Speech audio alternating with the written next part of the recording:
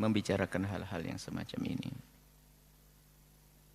Ada orang yang tulus di dalam melihat, ada mungkin orang yang mengambil sisi lain untuk kepentingannya. Makanya semoga Allah melindungi kami dan melindungi semuanya, agar semuanya bisa tulus karena Allah. Tulus karena Allah. Pertanyaan ini sudah serupa, ini sudah pernah dimunculkan pertanyaan itu beberapa tahun yang lalu tentang bagaimana orang ceramah di gereja, masuk gereja dan sebagainya. Kalau tidak salah kita juga ngerinci, kalau hukum masuk gereja saja, hukum masuk gereja dan sholat di gereja, itu dibahas oleh para ulama, ahli fikih. Tidak usah kitab gede-gede, kita baca kitab-kitab kecil saja. Kita akan menemukan makruh sholat di tempat, tempat onta, kandang onta yang ada minumnya onta. Di tempat ini, di gereja, makruh sholat dan sebagainya. Tapi kita mengambil hukum itu enggak boleh dengan hawa nafsu. Tujuan apa? Kita mengambil perkataan ulama itu tujuan apa? Di saat ulama menulis itu pun juga tujuannya apa? Mereka menjelaskan hukum. Tapi kalau sudah kita mengambil perkataan ulama, kemudian tujuannya adalah untuk hawa nafsu kita, kepentingan kita, biarpun benar jadi salah. Biarpun membawa Al-Quran, maka apa yang pertama dan utama adalah yuk kita sama-sama. Kami perhatikan dalam masalah-masalah yang disampaikan ada 3 orang yang harus waspada. Ayo kita bareng-bareng selamat. Yang pertama yang masuk gereja. Yang kedua yang ngomentari yang masuk gereja. Yang ketiga yang punya kepentingan untuk YouTube-nya itu, untuk ini yang sering memotong sana, motong sini. Ini semua punya tanggung jawab di hadapan Allah. Harapan kami semuanya adalah masuk surga semuanya. Baik. Kalau masalah masuk gereja, misalnya ulama mengatakan bahwasanya masuk gereja, sholat gereja adalah makruh. Misalnya makruh. Ini kemakruhan begini, bagaimana sih maksudnya makruh? Ada hajat atau dalam keadaan normal dan sebagainya. Ya kita harus paham di sini.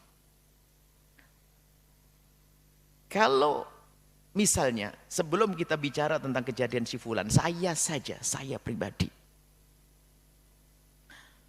Tiba-tiba kok saya sholat jamaah sama santri di gereja. Atas dasar menemukan di kitab bahwasanya sholat di gereja hukumnya makruh. Kalau memang saya melakukan yang demikian, saya siap dihujat oleh manusia se-Indonesia. Ngapain? Aneh-aneh. Ngapain saya sholat ke gereja bawa santri? Maksudnya apa ini? Kan harus ada hikmah. Untuk apa saya sholat di gereja? Berbeda di saya kehujanan deras menjelang maghrib, saya belum sholat asar, saya mampir ke gereja, saya minta pada orang punya gereja, saya kalau kehujanan nggak kuat dingin, dia mempersilahkan, lalu waktu maghrib mau waktu asar, saya sholat asar, nggak jadi makruh kok begitu. Jadi yang penting semua dari kita, di saat masuk gereja, lepaskan dari hawa nafsu. Tujuan kita apa? Saya tidak tahu siapa orangnya, siapapun orangnya. Kalau hanya kita mempertahankan misalnya hawa nafsu kita, apalagi misalnya dari hamba-hamba yang diuji oleh Allah dengan kemasyhuran, hanya mungkin ada apakah karena ya bisa saja tulus karena Allah, ada sebuah tujuan yang jelas, itu yang tahu hanya Allah bukan saya. Jadi yang masuk gereja bisa saja tulus karena Allah, bisa saja sensasi, itu adalah, tapi saya tidak bisa memastikan niat mana, itu urusan hati kok. Hanya saya kembalikan kepada Anda yang masuk gereja, siapapun Anda, lalu Anda sholat di gereja atau bahkan ceramah di gereja, urusanmu dengan Allah, bukan media yang mengangkat kita menjadi terkenal, bukan urusan kita dengan Allah. Tujuanmu itu apa? Tanyakan diri sendiri, madharatnya apa, maslahatnya apa. Dan saya masuk gereja bukan saya melawan kelompok yang anti masuk gereja, bukan, saya memang ada tujuan. Kalau saya hanya pengen label saya adalah karena saya sudah terlanjur buat fatwa bahwa saya masuk gereja nggak apa-apa, maka saya harus banyak masuk gereja, itu hawa nafsu. Sebab banyak ulama berfatwa tidak melakukan banyak. Fatwa disebutkan belum tentu melakukan. Ulama yang mengatakan sholat di gereja makruh belum tentu mereka sholat di gereja. Kita melepaskan diri kita dari hawa nafsu.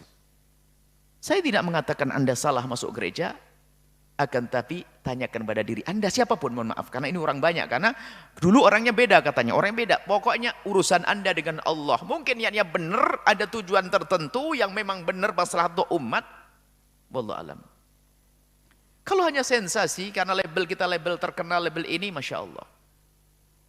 Semoga Allah menjadikan kita ini adalah orang-orang yang tersembunyi, nggak banyak dikenal gitu aja. Ini bahaya. Karena kita mengejar keterkenalan bisa saja terjerumus. Alhamdulillah aman, kita sembunyi di pondok, nggak ada. Baik, semoga Allah mengampuni. Yang diuji dengan kemasyhuran, semoga Allah jaga hati mereka. Yang mereka beliau-beliau yang diuji dengan kemasyhuran, yang terkenal di sana sini, disebut sana sini, semoga Allah menjaga hatinya, jangan sampai masuk kesombongan jadi senang masyhur sehingga semua program yang dihadirkan hanya untuk menjaga kemasyhurannya. Dan kita pun tidak boleh suudzon kepada orang semacam itu. Ini nasihat. Waktu Anda masuk gereja, tujuan Anda apa? Antara Anda dengan Allah. Ingat ada hari akhir. Ada hari akhir. Allah Maha tahu pada hati Anda. Kalau niatnya benar, semoga dibeli oleh Allah segala kebaikan. Saya tidak tahu itu. Makanya dalam hal-hal semacam ini, ingat, kita perlu ketulusan. Yang berfatwa ulama yang mengatakan masuk gereja boleh, belum tentu mereka masuk gereja kok. Baik. Nah, kemudian ya, tujuan yang benar apa? Kalau tadi dikatakan untuk menceramah masalah sosial atau apa kebangsaan dan sebagainya, itu sama hukumnya, nggak ada masalah. Biarpun sholat juga aslinya pada dasarnya juga makro sholat gereja. Cuman kalau tujuannya nggak benar,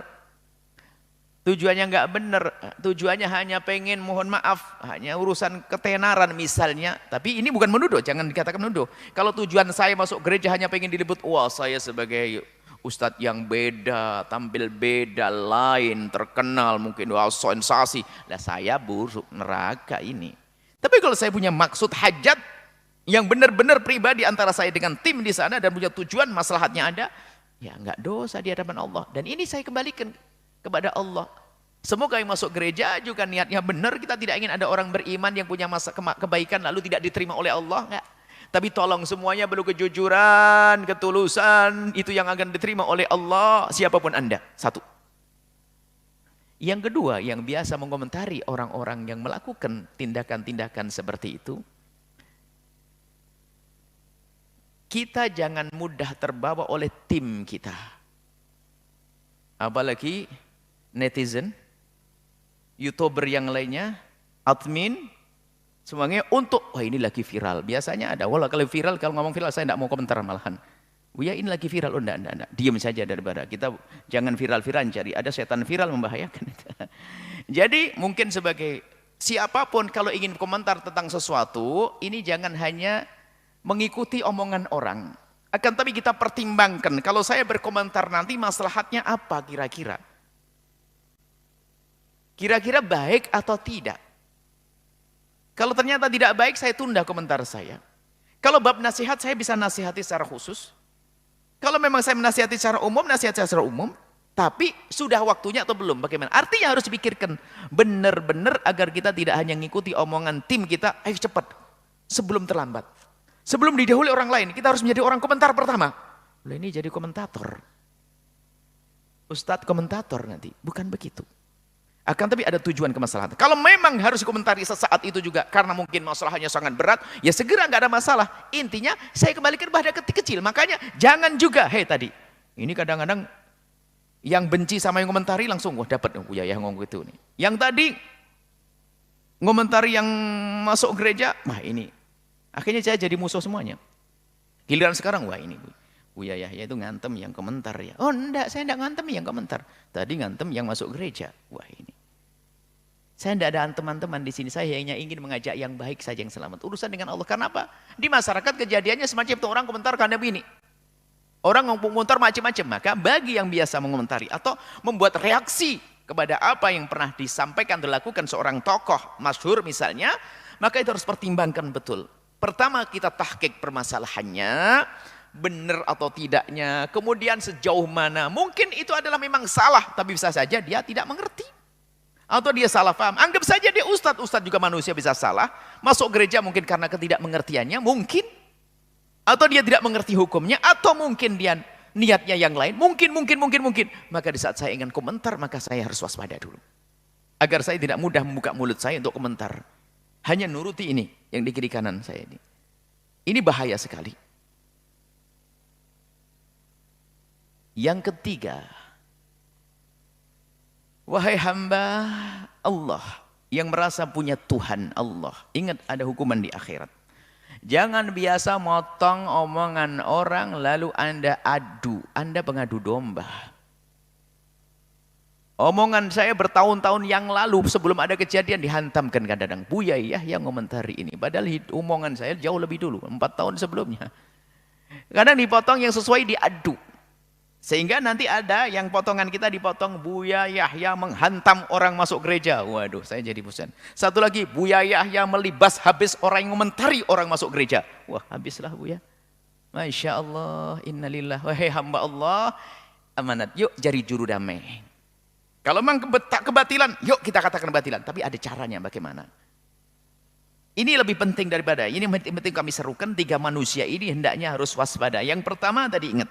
Yang masuk gereja, yuk kita koreksi diri. Kalau memang sudah benar niatnya, pun seandainya benar niatnya, ke depan harus waspada, hati-hati. Bagaimana kita itu menjadi orang hebat, ngambil ikan tanpa harus keruh airnya. Jadi sukses, dakwah kemana-mana, tanpa harus ada yang gelisah. Tanpa harus ada yang gundah. Tanpa harus ada keributan. Ini hebat. Kemudian yang kedua, yang biasa komentar, saya ingat lagi, jangan mudah mengomentari siapapun al-baqi dibarengi dengan caci maki atau mungkin dengan kalimat keras, jangan buru-buru. Coba harus tahqiq dulu, kemudian apa? Di tahqiq benar tidaknya, bisa jadi tidak mengerti, bisa saja kita yang salah paham, bisa macam-macam. Kemudian kita jangan mudah terpengaruh dengan yang ada di kiri kanan kita untuk berkomentar itu, karena apa? Khawatir nanti malah menjadikan permusuhan. Yang semula kita ingin cari juru damai, malah kita akan bikin ramai. Kemudian yang ketiga, ini yang banyak, Anda yang suka memotong-motong video, jika tujuannya baik, maka Allah Maha tahu tentang niat Anda dan Allah akan berikan segala kebaikan. Tapi ingat, kalau ada niat busuk terbetik di hati Anda, senang mengadu domba, maka Allah akan hancurkan Anda di rumah Anda sendiri. Kami tidak tertarik dengan orang yang mengadu domba, tapi kami senang dengan juru damai. Juru damai, mengadu domba, motong kalimat ini diadu, motong kalimat dibadu, ada kepentingan. Masalahnya dia adalah orang, dia menjadi apapun menjadi pengkhianat nanti. Jadi ustadz pengkhianat, suka motong omongan orang, jadi pengusaha, pembohong, jadi pejabat, culas dan seterusnya. Karena memang biasanya dia khianat. Nuruti hawa nafsunya. Ini saja. Insya Allah, ini nasihat dari seorang saudara yang mencintai untuk saudara yang lainnya. Saya mencintai Anda semuanya. Baik Anda sebagai orang yang mungkin ke gereja, atau mungkin yang suka berkomentar, atau suka motong-motong, ayo kita sekarang berpikir bahwasanya ada akhirat, ada Allah, ada neraka, ada siksa, ada kebahagiaan, ada hukuman dari Allah Subhanahu wa taala. Dan ingat, Allah tidak tidur. Allah tidak tidur. Kalau kita selamat dari hukuman di dunia, masih akan dikejar dengan hukuman nanti di alam barzah. Dan